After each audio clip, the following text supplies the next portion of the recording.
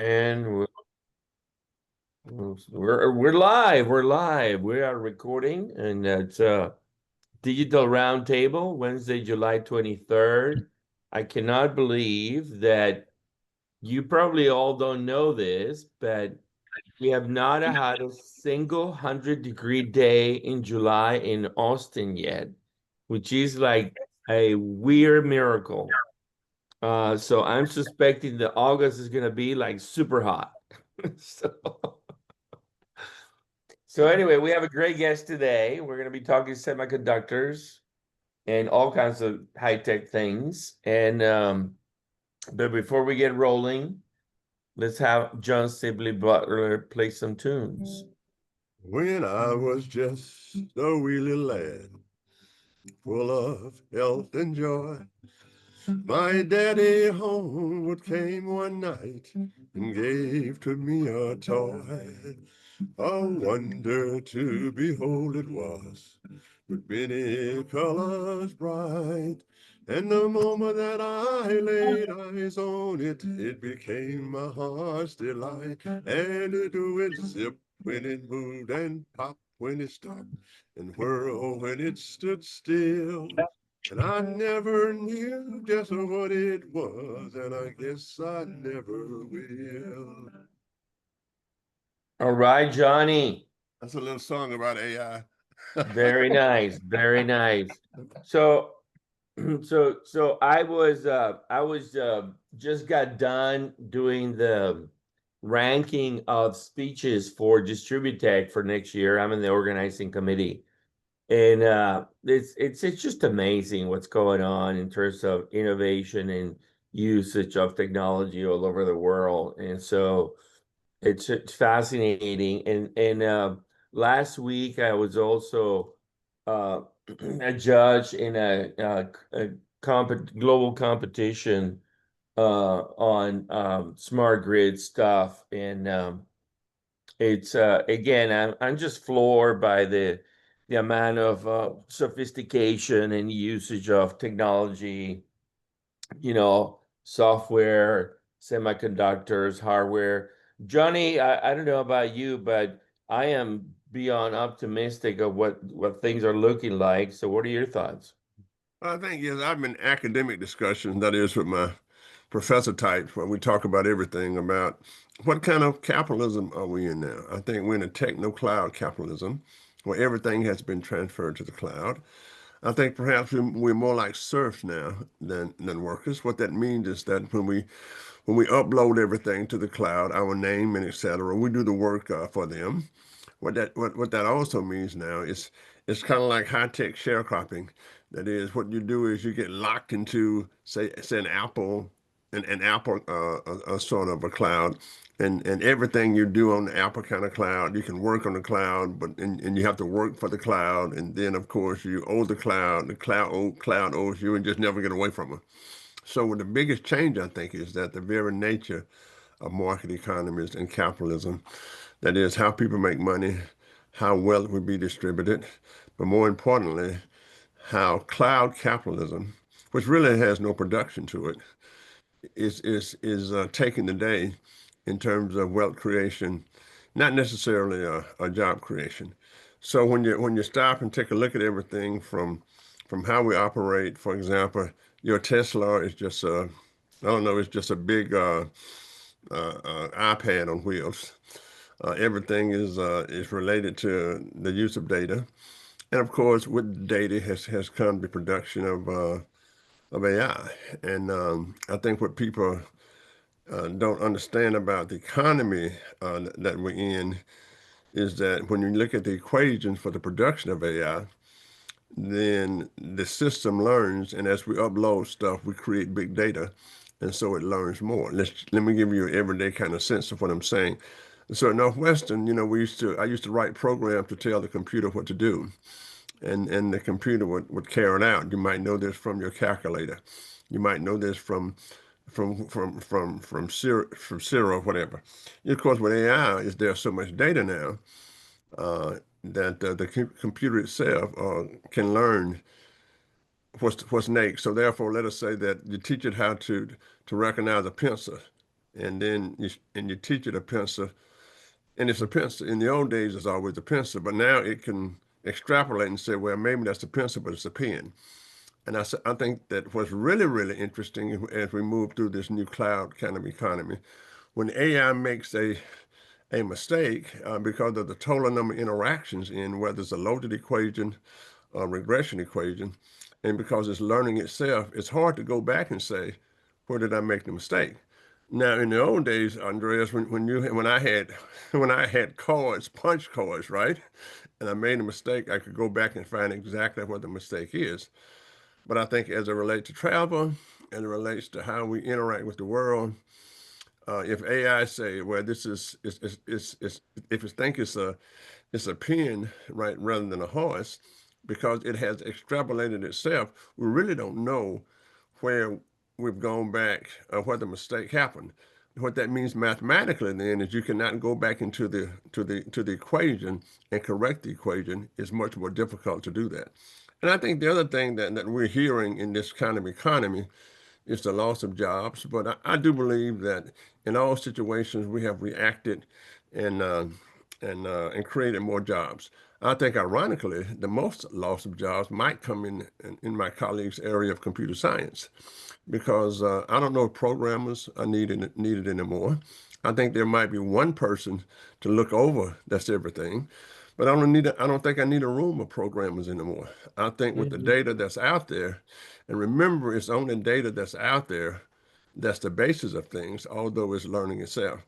But there'll be so many people who created AI that will be affected in terms of their job. And the last thing that I worry about philosophically is that it is a tool, and whether it's a learning regression equation, a learning loaded equation, or whatever it is, and it can be used for bad things. So I can have my AI engine do things, because what we've done in this cloud kind of capitalism, if you will, it's all about the behavior of individuals. So it's the sociology of technology and how individuals are being retrained in their mind to react to things. So right now, Andreas, everything is different than it was 20 years ago. And saying that, like any tool, it can be used for bad purposes. It can be used for political purposes in terms of where, voting purposes. It can be utilized, for any kind of things that's bad. Because remember, at the end of the day, uh, humans really, really programming. And believe this, it has no consciousness. It doesn't know what it's doing, but it just does it. So it's not like it's going to take over the world like the movies say, because it has no consciousness. So Andreas, we're in a different kind of economy now, and I think it's worldwide. I think that the when cloud computing is making more money than General Electric and General Motors, then we are in a different kind of economy. But it is very, very exciting, and it shows the importance of mathematics. It shows the importance of statistics, because we're now living in a statistical cloud kind of economy. Absolutely, absolutely. Llewellyn King, what say you? That the Think that because this is digital roundtable, and because all of us are concerned with the electromagnetic world, nonetheless, we should be aware that it only impacts a very small segment, and there's a danger of one-factor analysis here, of looking at the wonders of technology and think that they are affecting life universally. In fact, our prosperity still depends on our ability to trade. Our well-being depends on our ability to drive, to eat, to have shelter, all of which can be impacted by the digital world, but are not dependent on it 100%. Now, maybe in 20, 30, 50 years, that will change, but it is one ingredient in the complex life of this and other nations. But I am very confused at what is going on. Today, I got from the Department of Energy a notice that is terminating the taxpayer-funded financial assistance for the Grain Belt Express. Or for those of you who don't know what the Grain Belt Express is, it's a direct current, high voltage transmission line to gather up all of the power generated in Missouri and Kansas and places like that and bring it to market. What has been cancelled is a loan guarantee for $4.5 billion. The Department of Energy announcement, without any data associated with it, says that this is because there's too much risk. However, the risk of not being able to get power to market and therefore not having any power, your digital world doesn't run very well without electricity. So on the one hand, you have, and he did it very recently, the Secretary of Energy, Chris White, talking about the essential need for more power in order to power data centers. And here you have his department canceling a very vital part of what might be a future flood. And it would seem to me, and I may be wrong here, and I hope I'm wrong, but it would seem to me this is a purely political action because the producers who would be benefited, whose electricity would come to market, are producing it with solar and wind. And this is not an administration that looks favorably on solar and wind. And if you're going to politicize technology, you're going to make huge mistakes. In the last century, we politicized negatively fission power, nuclear, and as a consequence, we have today's predicament where we are burning too much fossil fuel. We don't have a sufficient supply of electricity for the future, and we're rushing to make up for what wasn't done in the last century in terms of deploying new nuclear now. Politicizing energy or any other technology leads to misery. It's a tragic situation. Thank you. Yeah. Well, what I would say about all that though is that somehow the market will find a way. And so I want to talk about semiconductors and kind of dive into the enablement of this digitalization of the planet that is moving very fast, that requires obviously all kinds of electricity. And it takes me back to my days at Austin Energy. But our guest today, it's really a great expert on the topic of semiconductors. So let me introduce you to Eric van Hensbergen, who is a fellow at ARM and a friend. And he's going to be with us for a while. And he started his career at Bell Labs. And ARM, ARM, the semiconductor company, architects, develops, and licenses high performance, low cost, and energy efficiency, CPUs, GPUs, and all kinds of semiconductors for the world. And the biggest names that use this technology are companies like Apple and Qualcomm and many others that use the reference designs by ARM. So we're lucky to have with us Eric, who actually was with us at the Digital 360 Summit last September. So Eric, how are you? Welcome to the program. I'm great. I feel underqualified to engage in the philosophical debates that have just been laid out. I think we'll do my best to contribute. I think you're gonna do well because we're gonna jump into the how-to part of all this, Eric. And I think that Johnny opened up and said some interesting things.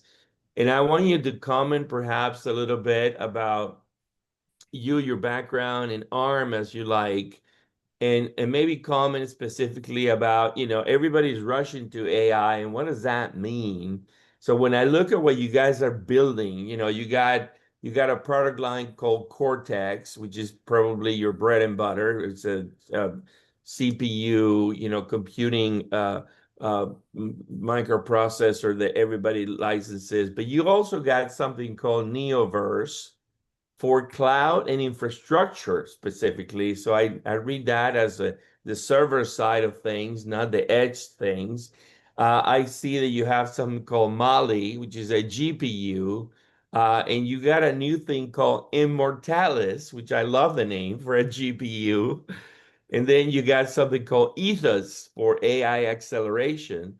And so it seems like the sophistication of all this, if you go back to your Bell Labs days, one single chip that did everything. And now we're kind of segmenting the job across multiple things. Where are things heading, Eric? How are you guys realizing AI for everybody?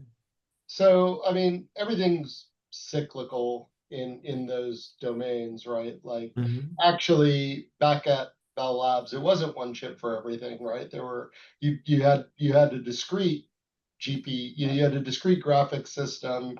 Yeah, when I was there, you still had systems with math coprocessors to do Mhm. floating point as opposed to doing it within the CPU. And over time, a lot of those discrete components became part of a single piece of silicon. And actually, in some ways, that's where ARM got its start, in that we don't, as a company, our history is that we haven't built silicon. We haven't built chips. We design. And Mhm. we design all of these different components that you've just described, as well as several others. And companies license those from us, combine it with their own IP in their own special ways, Mhm. to produce the silicon that our customers take to market. And it's that IP business model that was ARM's strength, because it allowed people to customize what they were putting into their silicon or their systems. And this really became the foundation for the whole smartphone market, Mhm. which were most of our customers, 98% or more, probably 100% of smartphones have some ARM technology in it. 98% of them use ARM core-based systems as their technology. And from there, we've branched out into other areas, like you said, we now have server products. But again, it's IP, so that IP gets licensed by companies like Amazon to Mhm. build custom silicon for their AWS cloud servers. And Mhm. one of the reasons why they've gone with ARM, there's a variety of reasons, but one of the reasons, kind of commenting back on some of the earlier discussion, is energy efficiency was a key piece of our first class design constraints when we were designing these systems, especially for mobile. We carried that forward into infrastructure, which makes them more energy efficient. I don't think that addresses Llewellyn's concern about being able to power these data centers, because people, even if we build more efficient systems, people will pack as many of them as they can and as Sure. many of them as they can power into any particular data center. So it helps with the efficiency of the problem, but it doesn't solve the energy delivery problem that many places are facing internationally. Right, right, right. Aaron, let So me ask Johnny, you, Aaron, in the old days, with engineering, we used to talk about actuators, pulls up the airline, on the makes the wheel turn and etc.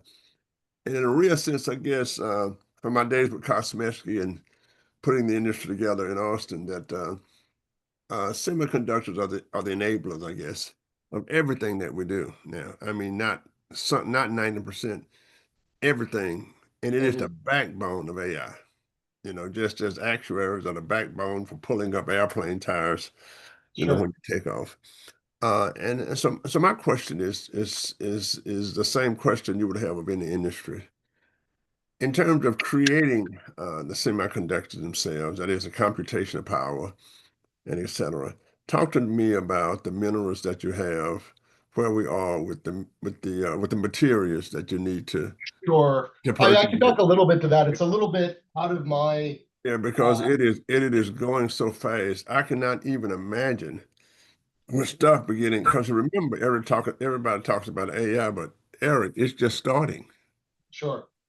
Just a No, few years when I turned my first computer on, it was just starting. so In Eric, 1980, maybe you can yeah. focus the answer on why do we need new materials? What yeah, are they Yeah, great just different point. from? why do we need the materials and as the industry grows, what kind of materials? Will we just continue with the same stuff that we have? Sure. What we can drive computational power in the future? Yeah, I mean, like I said, some of that's a little bit out of my area, but I can talk Yeah, to it okay. to a certain extent because I'm involved with several programs. We haven't really talked about what I do at ARM, but basically at ARM, I lead the research division. And so while my background's more in operating systems and distributed systems, Okay. I have programs under my purview that are looking at many different aspects. And even though even though we don't build silicon or any kind of chip, our customers do, and we track the trends in that portion of the industry to understand what different design constraints we're going to have to work with. And Okay. what you're saying is true, right? There's a ton of new things being investigated in that space, and it's being driven a lot by power density. Mhm. In AI as a particular use case here, but it was true in high performance computing before that, and in all aspects of computing. There's always room for more in terms of what kind of capability we want out of these systems. And what that's driven is these intensely dense designs. The fabs that build these chips are down to 2 nanometer and below points now of Mhm. fabrication technology. Orders of magnitude different from years as we've followed along on Moore's law scaling properties in these ways. But what's driving the new materials is that while we've been able to scale lithography to build these chips to very small feature sizes, there's an incredible amount of power going through a very small space. And Mhm. being able to not have the thing melt and being able to have it dissipate the thermal from that system and being able to protect those electrical and signals integrity is something Mhm. that these new materials help us with. Mhm. And as well as kind of guaranteeing yield as we go to these intense sizes. So that's what you're seeing driving. And actually, University of Texas has been doing a lot of great work right here in Austin on Absolutely. some of that. They've gotten some of the money out of the U.S. CHIPS program and some of these other government funding scenarios, which are helping design, go after those very aggressive design points. And we're collaborating with some of the researchers there as part of our academic engagement at looking at how we utilize some of the tools and technology that they're developing, as well as developing techniques around chiplets, which is also in parallel to the new materials, is another sort of refactoring of how we're approaching building silicon in order to increase reuse and improve economies of scale. Yeah, that's a great answer. I hope the President of the United States is listening to this program. But in relation to that, answer this question. Let us say that I'm in the company 10 years from now. And from an international point of view, everybody's just working like hell. And we know that in '08, when America tried to cut off the science, if you will, to China, they switched their capital from building cities to doing what you're doing, what we're doing at the University of Texas. So talk to me about the international competition, where America stands. Will it come from the Middle East? Will it come from China? Will my students have to go to graduate school at the University of Beijing 20 years from now to learn this stuff, given where we're going? What do you see about America's competitive nature? Not just with China. I don't demonize China, and I take my hat off to them for bringing so many people out of a desperate situation. But where's your industry in terms of competitive analysis? Whether it's Europe, or China, the Far East, the West, America, whatever have you. Yeah, I mean, this is a huge area of focus internationally as well, right? Oh Uh, yeah. Mhm. I feel like Europe finds themselves in even more desperate straits to some extent of having over outsourced too much of their technology pipelines and trying to rebuild that. Now, as an IP company, we've been on the forefront of working internationally, trying to help people with that, because part of the benefit of an IP ecosystem is you don't have to do everything for yourself from scratch.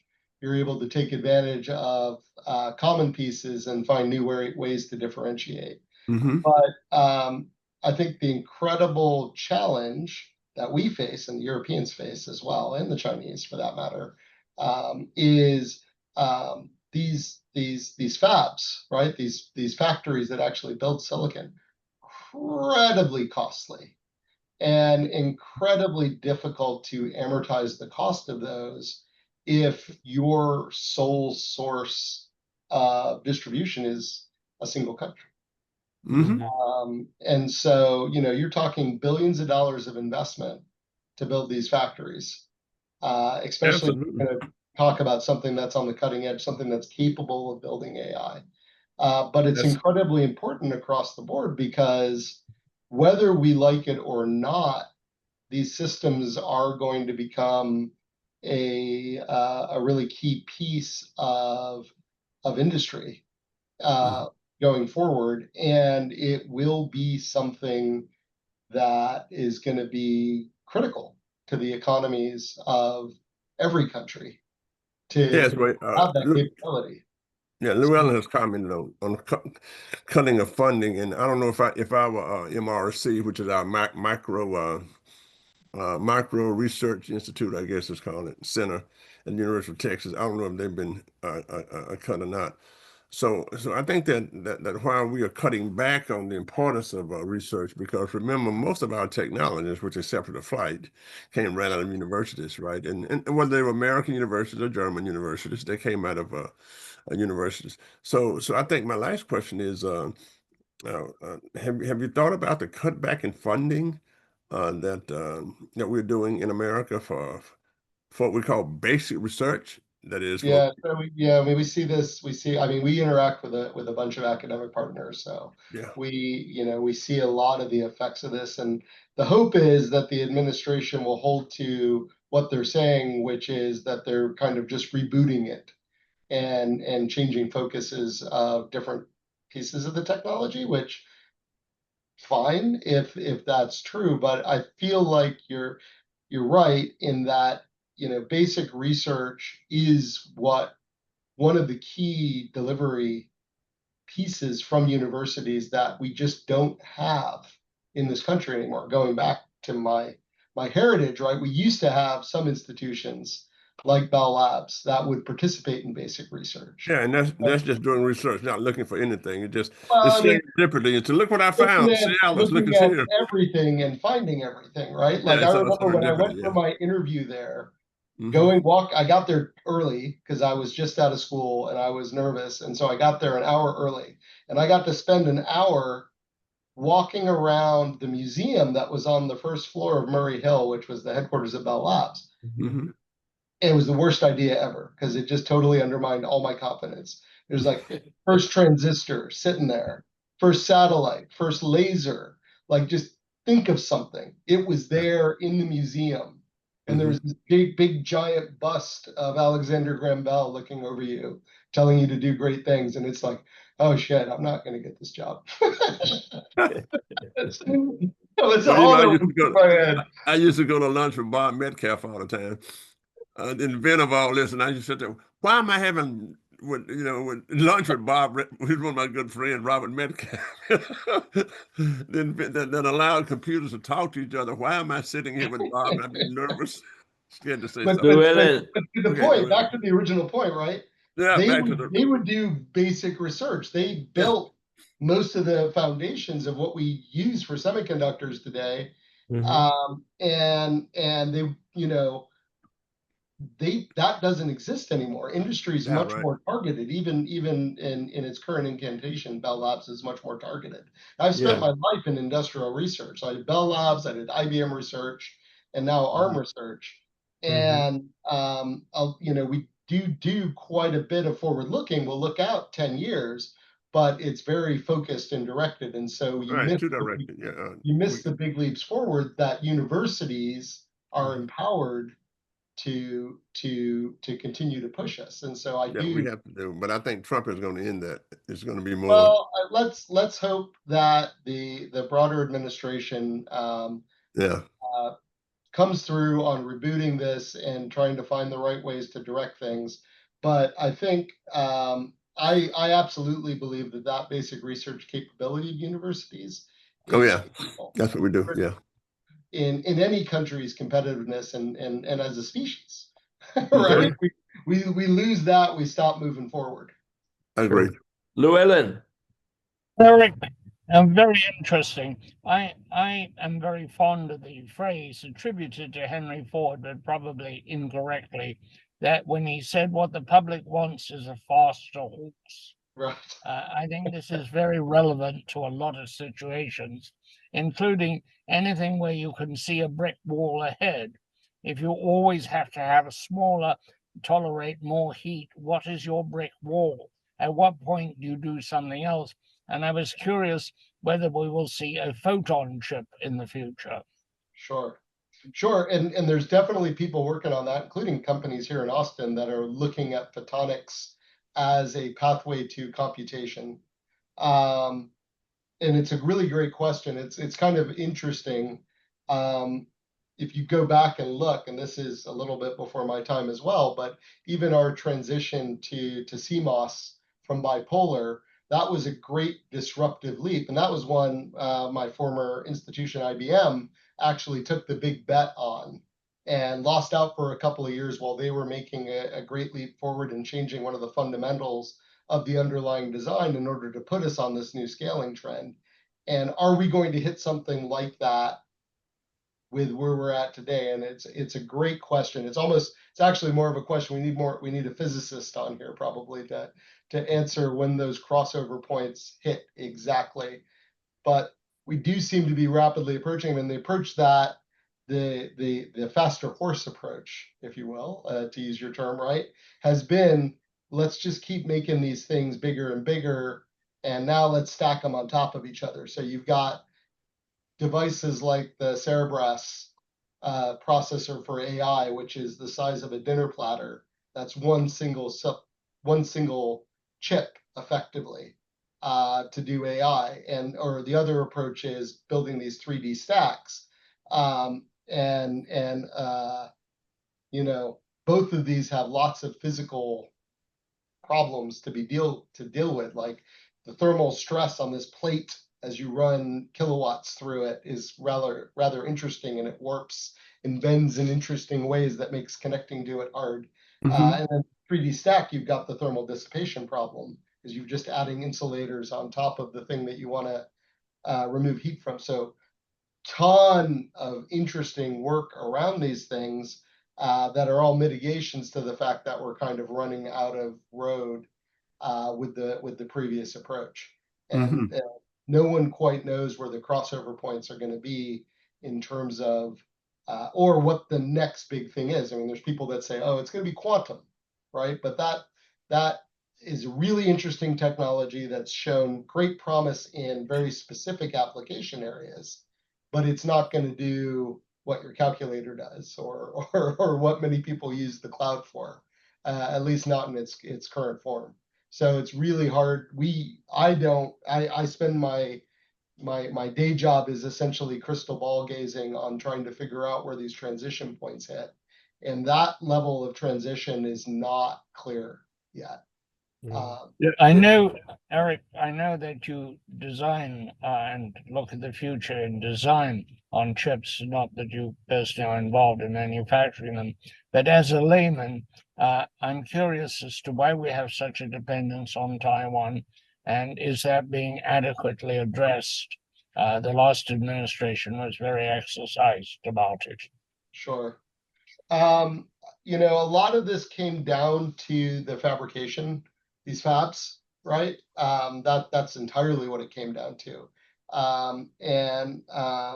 TSMC, who is the leading fab in Taiwan, just became really good at supporting what we call fabless, which is so the rest of the industry can, like ARM and ARM's partners, can design chips and just package them up and conform to certain design rules that they publish, and TSMC will make the highest quality silicon off of any design. And they got really good at that. The incumbent that was displaced most by them was Intel. And part of the reason was Intel was really good at taking their designs and their fabs and tuning the crap out of them and beating everyone. I remember when I came to ARM, Intel had a 2 technology node lead in their fab over everybody else because everybody else had to go to TSMC and TSMC was behind. But like every other technology, all of this technology and chemistry and physics that goes into these fab processes rapidly develop. And Intel missed a couple beats in fab nodes, and suddenly they're behind.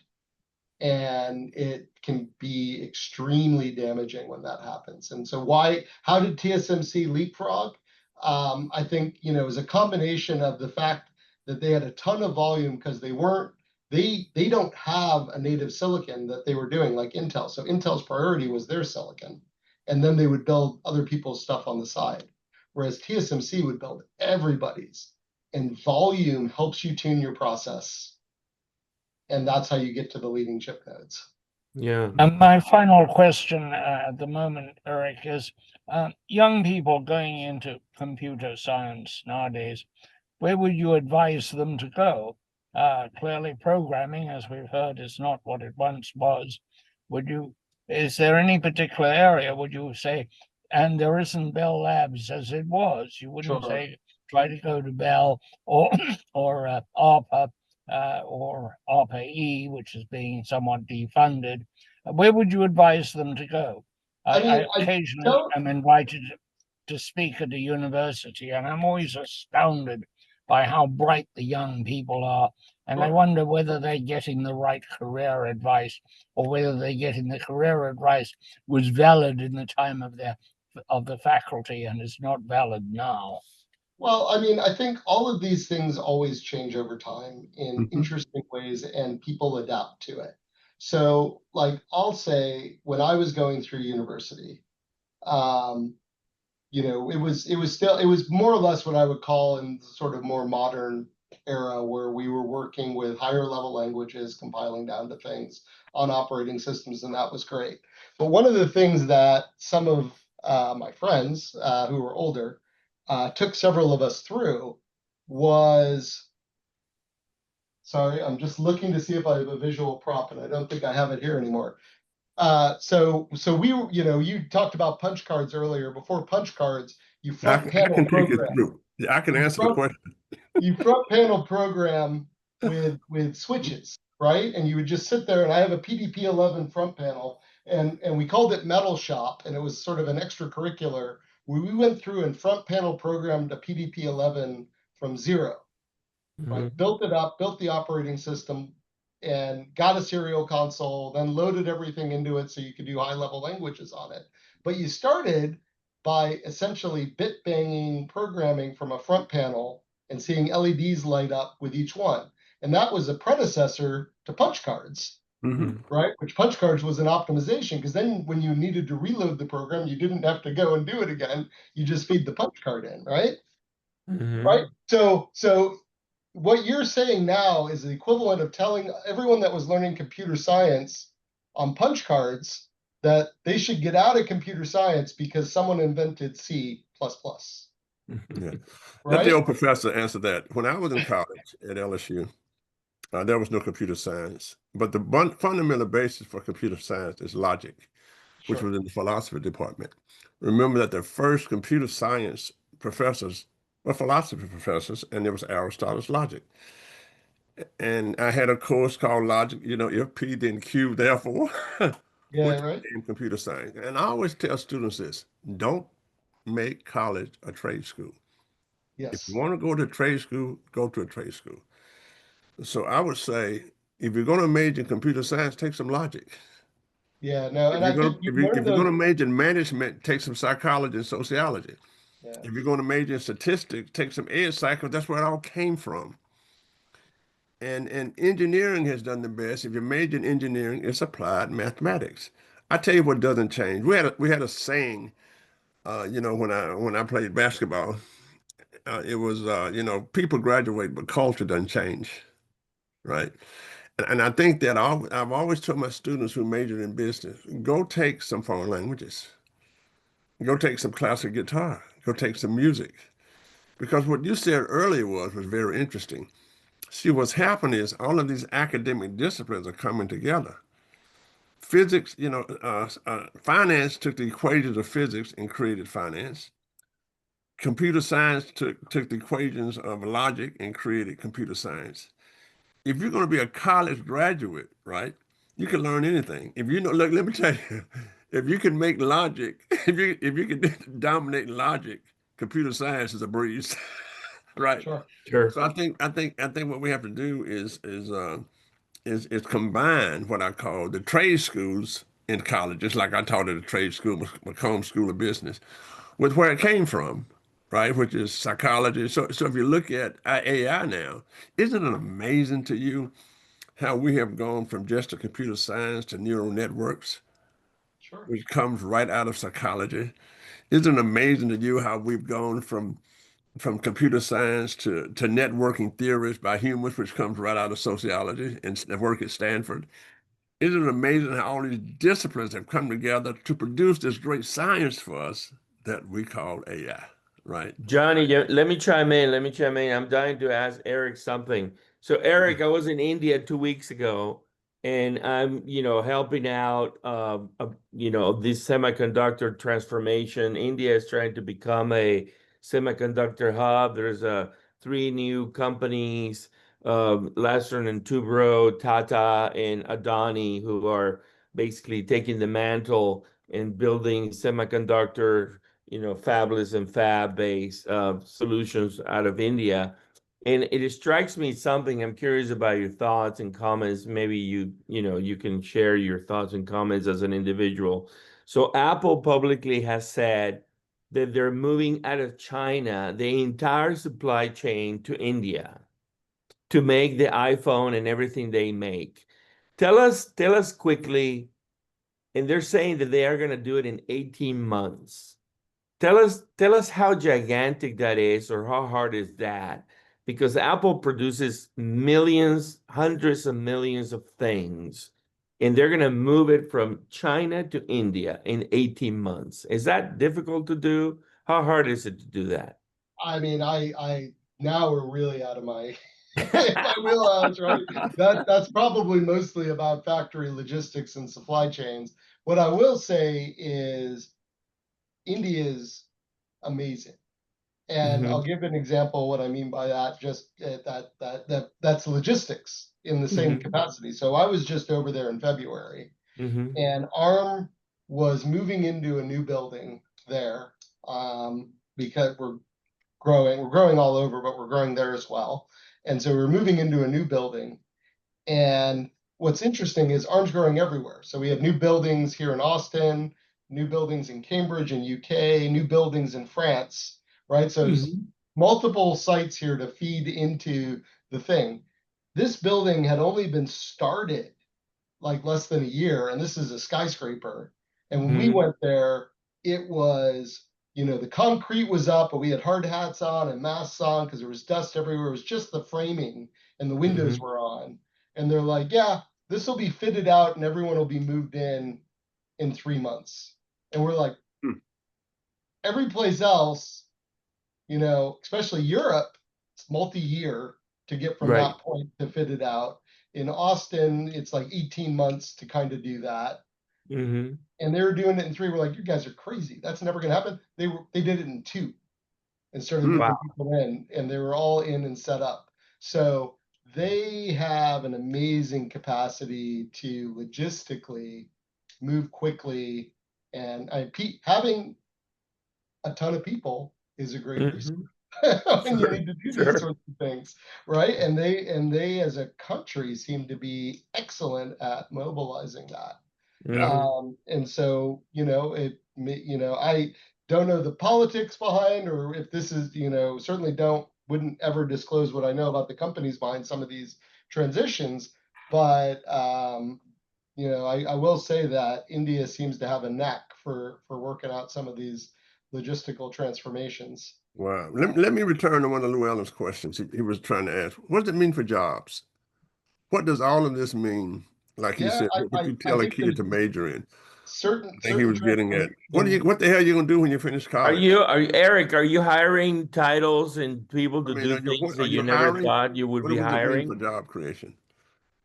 I mean, we're hiring to do things that I wouldn't thought that we would ever do, but it's not that it's really just sort of tracking ambition of ARM and ambition of these things. Like, we've got robots walking around the street of Austin with cowboy hats on. Like, what the Yeah. hell sci-fi movie are we living in where you've got humanoid robots walking around? And yes, they're stunts and so forth, but the rate of development of these technologies is crazy, and we're hiring people just to stay on top of it. Right? All of these new areas that are being built and how quickly they're transforming and how quickly these tools are turning us more productive. All of my team uses AI tools now. Right. We all So, use them to move more quickly, and it's not eliminating positions, it's increasing ambition. Right. so Right. would you, Eric, real quick, Eric, hold let on, me, Johnny. Hold on, Johnny. Hold on, okay. Johnny. Eric, is there a title, a job title that exists now at ARM that didn't exist 5 years ago? And what is it? I mean, I'm probably the wrong person to ask that because I hate titles. I've never back in Bell Labs, we had member of technical staff and distinguished member of technical staff. Right. Stop. That was it. That was We it. had two things, and I think it was right. I think that was the right way to do it. And so I'm probably not the right person to answer that question. Because even though there are people that come up with interesting titles for themselves, I almost never Right. do. But I would imagine you have data scientists in the Oh, company. of course we do. We are in the process of transforming into an AI first company, not just producing technology for AI, but using AI in as many ways as we can to be more productive and more efficient. So, And I so, can't so, say it's eliminated no jobs, right? right.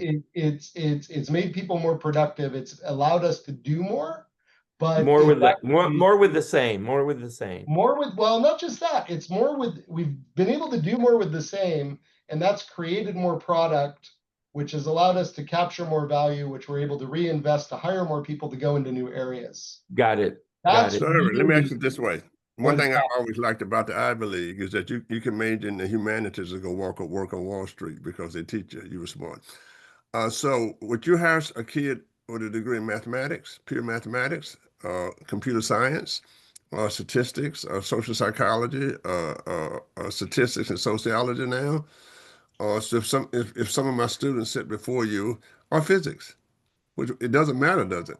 It really doesn't matter No, anymore. I mean, I think ultimately when I look for people, because I'm in research, I look for people that Yeah, are able to think, and having some of those base disciplines yeah. allow people to think creativity. To your point, I don't want people that went to trade school to learn how to code. I want people that are going to be creative and think outside of the box and are able to stand on their own 2 feet and be Well, it able. dawned on me when I had a PhD student. She went to undergraduate Rice. She came to study with me, and she was in statistics and sociology. She was about to write a dissertation. Somebody offered her $300,000, a marketing firm. She was a statistician, right? Yeah, To come in 300,000. She hadn't even completed her PhD, right? And yeah. she took off like a bat out of hell. It took her 5 to 6 years to finish her dissertation. And I said to myself, the world has changed. Never have they come to me and said, I need a statistician to work with that. And then that became data science. Well, I mean, Yeah. $100 million bonuses being offered Yeah. Isn't that amazing? from one company to another. Yeah. Again, like, it's just we're way off Yeah. where anyone would have predicted. Because to Llewellyn's point, we have, I've always said that if you know how to learn, if you're excited about learning, and remember that Ford trained his own engineers. They didn't go to universities, Right. Sure. right? And so I think we're coming to a time now where, you just go learn how to play different type, just know how to know music, and then you can play guitar, you can play piano. I think we're all doing jazz at this point, right? Yeah, Because it's just, we're kind of going, we're figuring it out as we go. I mean, Exactly. it's like faculty, especially when the med school came in, you had the physicists coming in talking about social physics to the social sciences, right? And then you had the people in medicine, right, talking about AI. It's a different world. Academics is a different world. As a matter of fact, universities are a big mess now because they have too many silos. John, Llewellyn, except for Northwestern, where I went to grad school. chime in, Llewellyn. You're muted. You're muted. You're muted. I'm in a parking lot and I didn't want the noise to interfere with the broadcast. I find this totally fascinating, Eric. And I'm really fascinated to know what the next breakthrough. And I look back on history, going back to the faster horse, and you see when Boeing bet the company on the 707 and changed aviation, changed passenger transport.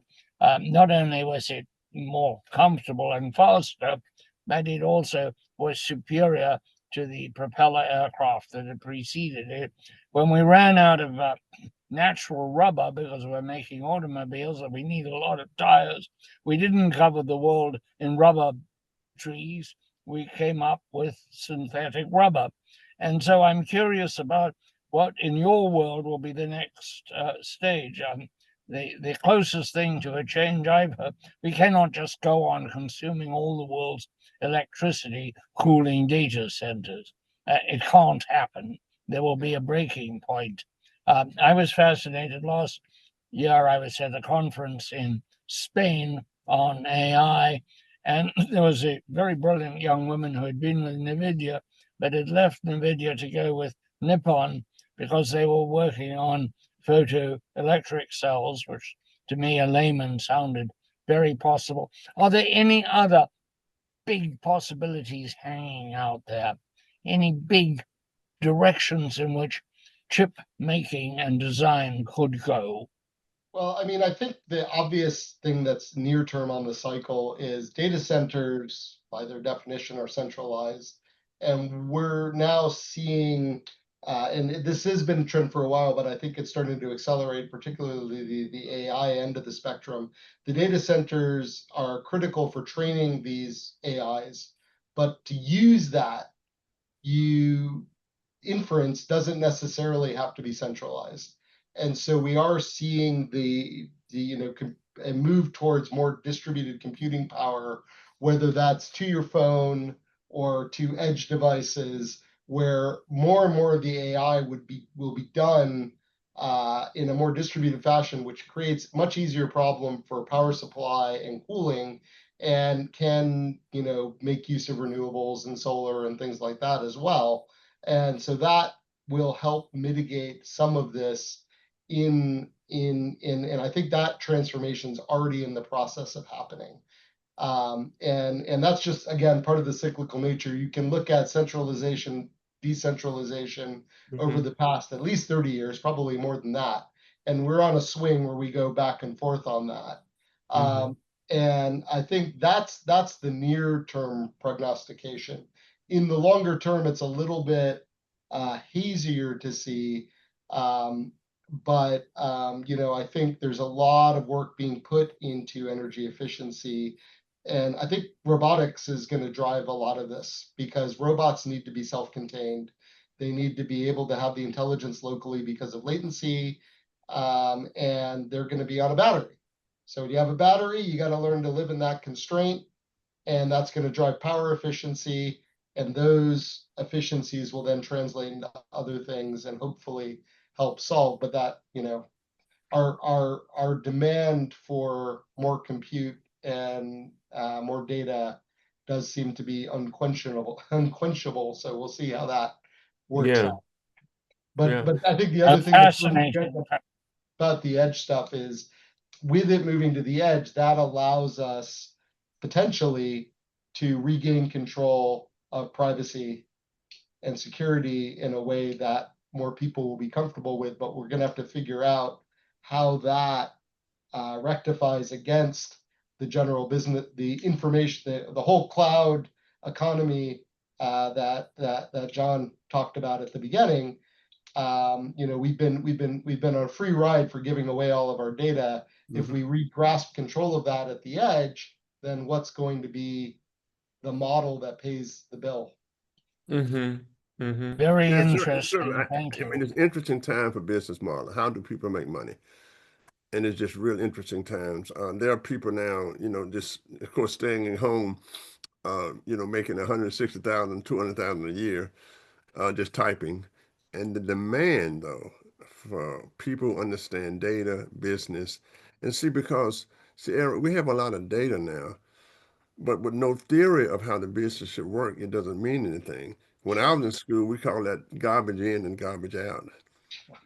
So I'm meeting with a major insurance company here in August about, hey, you know, how do we look at the underwriting? Well, what's your theory of underwriting? I need to know your theory of underwriting. What's your independent variable? And let's explore that.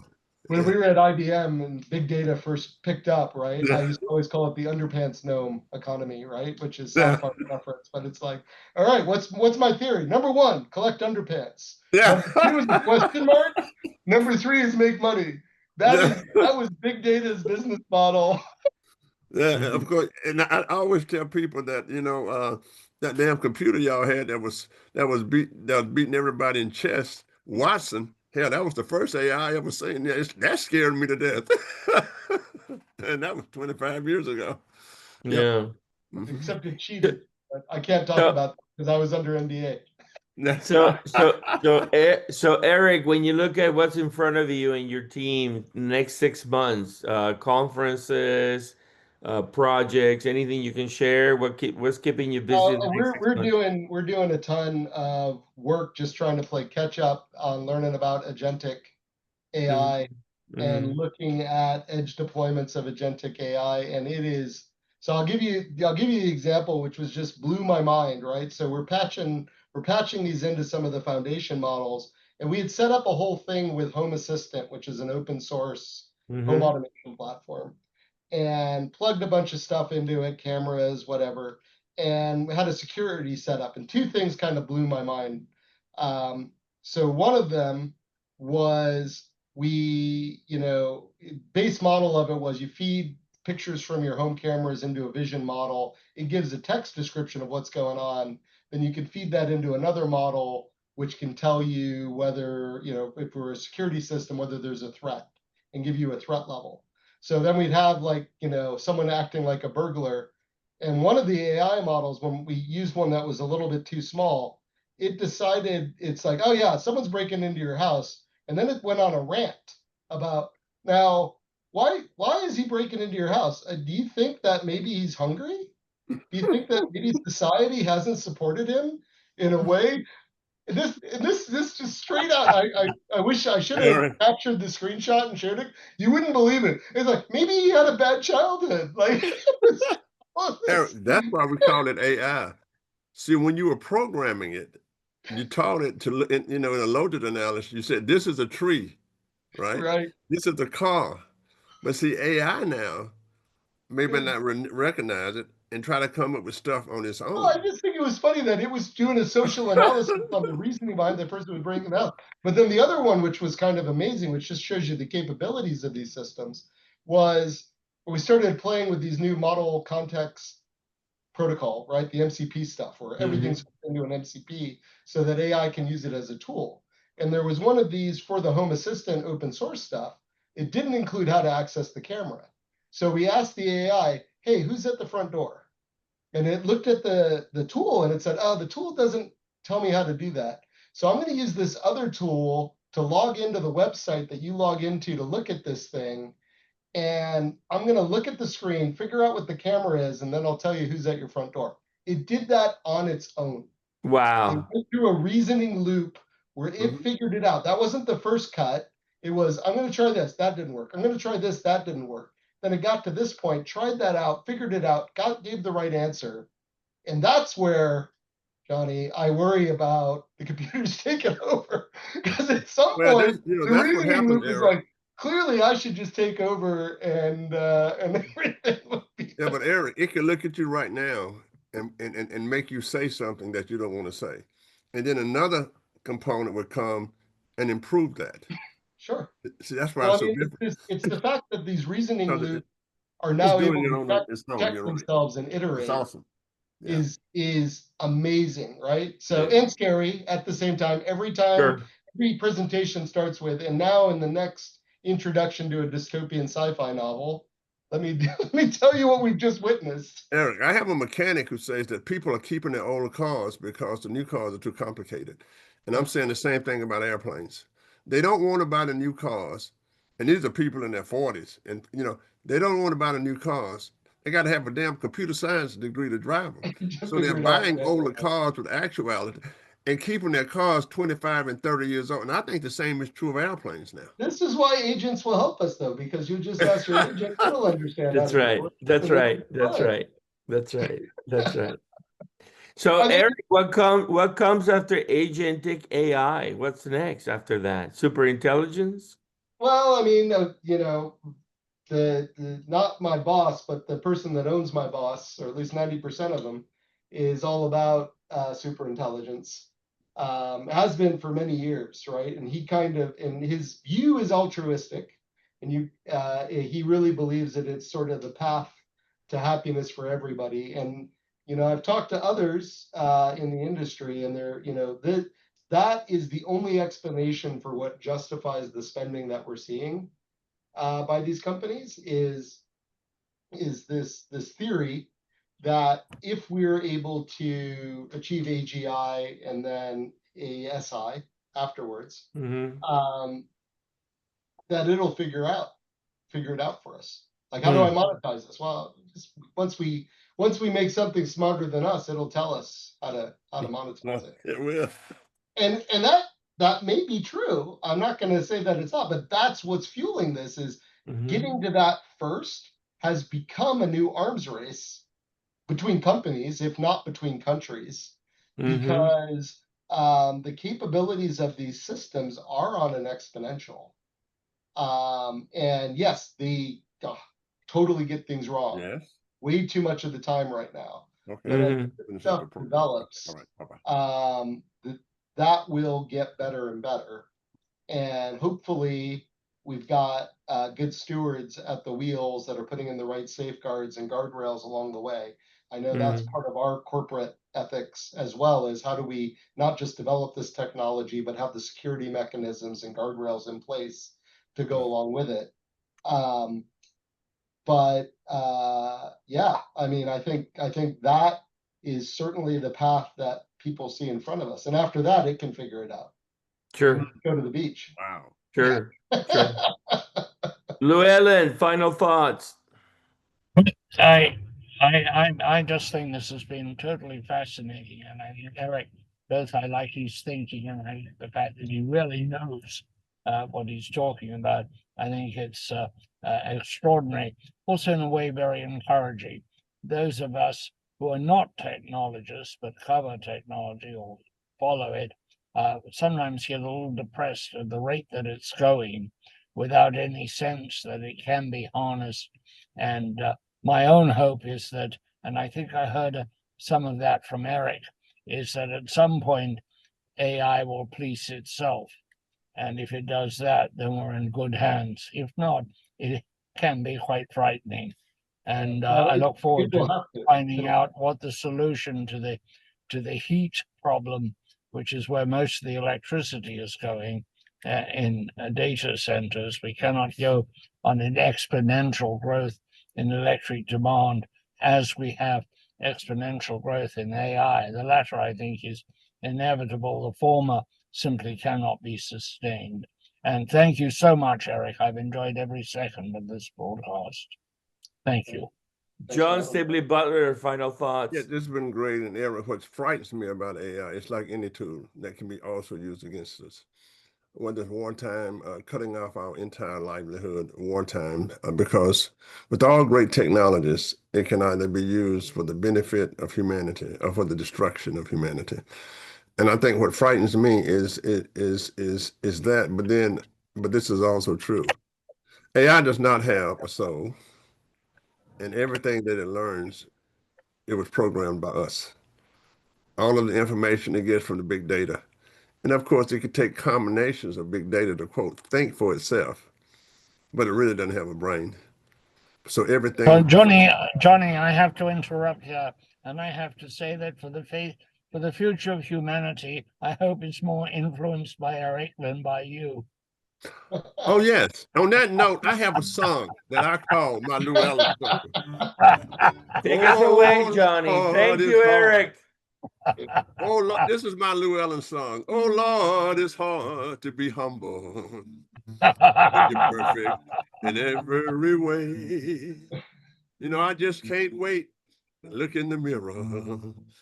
Because I get better looking each day. To know Llewellyn is to love him. Oh, he must be one hell of a man.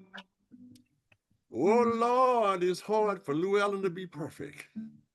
But he's trying to be humble when he can. Oh, that just came to me, Llewellyn. Gentlemen, thank you. Eric, Thank you, thank Johnny. Yeah, hook 'em Thank horns. you. Take care. Bye. All right, bye-bye. Cheers, everybody. Bye, guys.